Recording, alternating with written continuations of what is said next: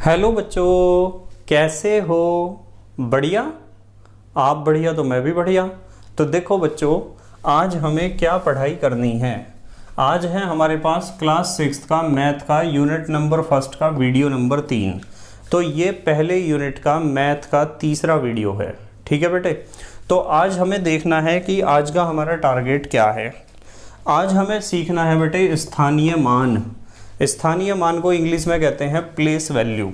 तो स्थानीय मान को सीखने से पहले आपको मैं कुछ बातें बताता हूँ, ध्यान से समझना। मैं आपको पूछता हूँ कि मेरे पास दो अंक हैं, 2 और 3, ये दो संख्याएं हैं। मुझे यूँ बताओ इन दोनों में से कौन सी संख्या बड़ी है। आप कहोगे कि सर ये वाली संख्या बड़ी है। मैं कहूँगा बिल्कुल ठीक है।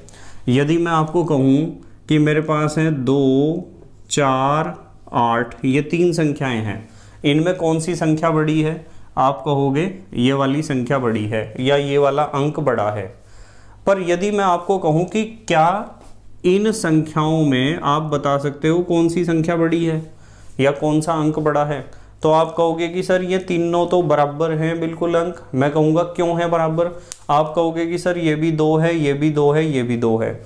तो आपका जवाब बेटे बिल्कुल सही है कि ये तीनों अंक एक ही संख्या को प्रदर्शित करते हैं, इसलिए तीनों के मान बराबर हैं। पर कभी कभी ऐसा होता है कि एक ही संख्या को प्रदर्शित करने वाले अंकों का जब स्थान बदलता है ना, तो स्थान बदलने से उनके मान भी बदल जाते हैं। और किसी बड़ी संख्या में किसी एक अंक का स्थान बदलने से उसके जो अलग अलग तरह के मान हमें प्राप्त होते हैं, स्थान बदलने से जो मान हमें प्राप्त होते हैं, उन्हीं को हम कहते हैं स्थानीय मान। क्या कहते हैं? स्थानीय मान। अब यदि कोई आपसे क्वेश्चन पूछता है कि स्थानीय मान क्या है, तो आपका जवाब होना चाहिए किसी संख्या में प्रत्येक स्थान के संगत अंक का मान अलग अलग होता है, जिसे अंक का स्थानीय मान कहते हैं। ठीक है, क्या कहते हैं? स्थानीय मान। मतलब हमें पता है कि इन दोनों संख्याओं में ये संख्या बड़ी है, ये अंक बड़ा है, इसमें तीनों में ये अंक बड़ा है और ये तीनों अंक बराबर हैं। पर यदि एक ही अंक किसी संख्या में एक से ज़्यादा बार आता है, तो वो अंक हर बार हर स्थान पर उसका एक जैसा मान नहीं होता है। स्थान बदलने से उसका मान बदल जाता है और स्थान के अनुसार उस अंक का जितना मान होता है उसे कहते हैं हम स्थानीय मान। जैसे यहाँ देखो जरा, पहले क्वेश्चन में एक संख्या दे रखी है 4442। अब इसमें 4 तो 3 बार आया है। क्या ये वाला और ये वाला, ये तीनों 4 जो हैं इनके मान बराबर हैं? तो अब आप समझ रहे होंगे कि इनके मान बराबर नहीं हैं, इनके मान अलग अलग हैं। देखो, जब आप 5th क्लास में थे, 4442, जब आप 5th क्लास में थे तो आप बताते थे कि इस वाले अंक का मान तो है 2 और इस वाले अंक का मान क्या है? 4, और 4 के आगे एक अंक है तो एक 0 लगाओ, 40 है इसका मान। और इसका स्थानीय मान कितना है? 4 के आगे कितने अंक हैं? 2 अंक हैं, 2 अंक है ना, तो 2 0 लगेंगे, 400 है इसका स्थानीय मान। और इसमें कितने अंक लगेंगे?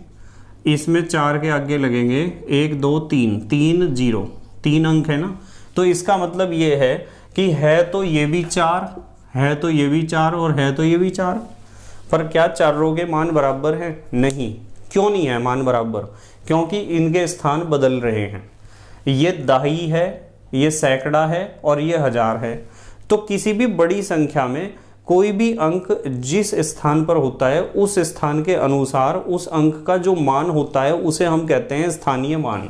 ठीक है। जैसे एग्जाम में इस तरह के क्वेश्चन पूछे जाते हैं, जैसे यहाँ लिख रखे हैं मैंने। सबसे पहला क्वेश्चन है कि 4442 में प्रत्येक अंक का स्थानीय मान बताओ।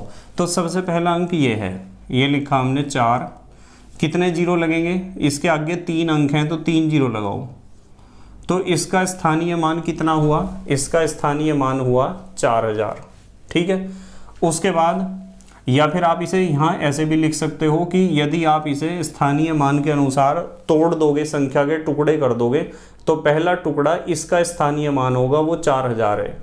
दूसरा टुकड़ा दूसरे अंक का स्थानीय मान होगा जिसे आप कह सकते हो 400, और तीसरा टुकड़ा तीसरे अंक का स्थानीय मान होगा जिसे आप कहोगे 4 के आगे एक 0 ही तो लगाओगे आप, क्योंकि 4 के आगे 1 अंक है और चौथा टुकड़ा होगा 2।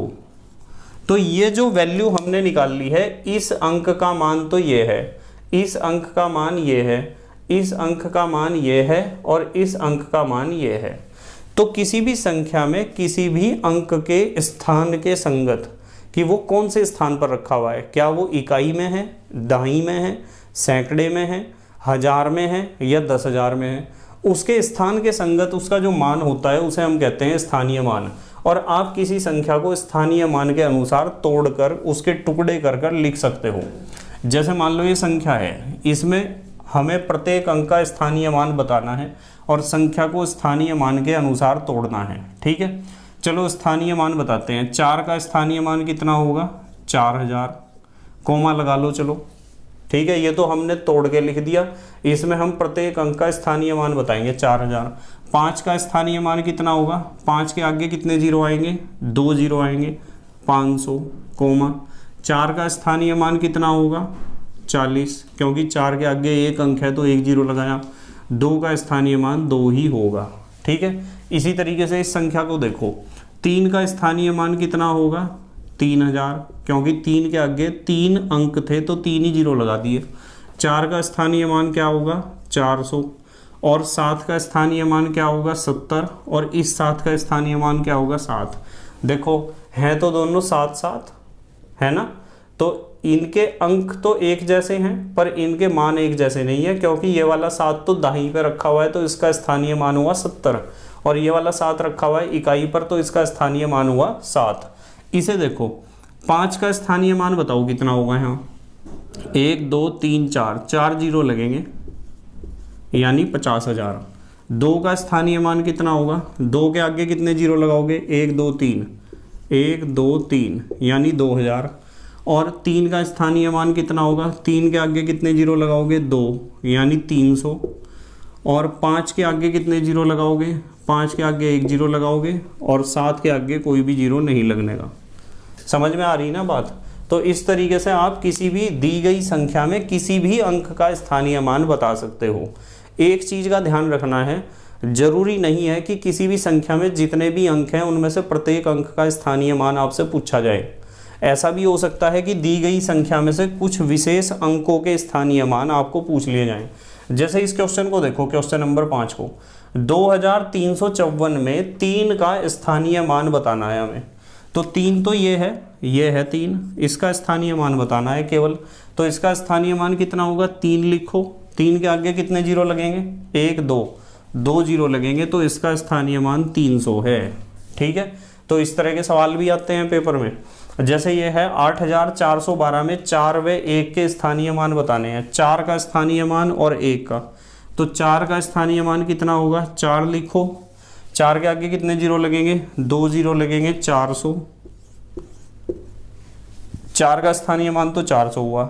1 का स्थानीय मान, 1 के आगे कितने जीरो लगेंगे? 1 10।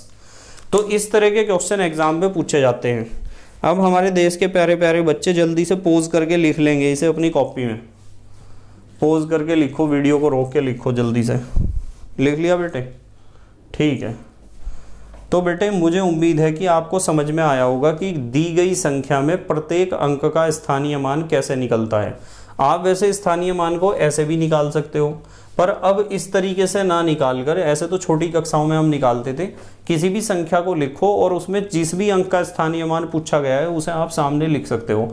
आपको पता है कि कितने जीरो लगाने हैं उस अंक को या उस संख्या को लिखने के बाद। ठीक है, तो इस तरह के क्वेश्चन एग्जाम में आते हैं, ध्यान रखना है। बाकी पढ़ाई हम कल करेंगे। अपनी कॉपी जो है बेटे बनाते रहो, नोट्स बनाते रहो, नोट्स बहुत काम आएंगे आपके। ठीक है, तो thank you very much for watching this video. Okay, bye.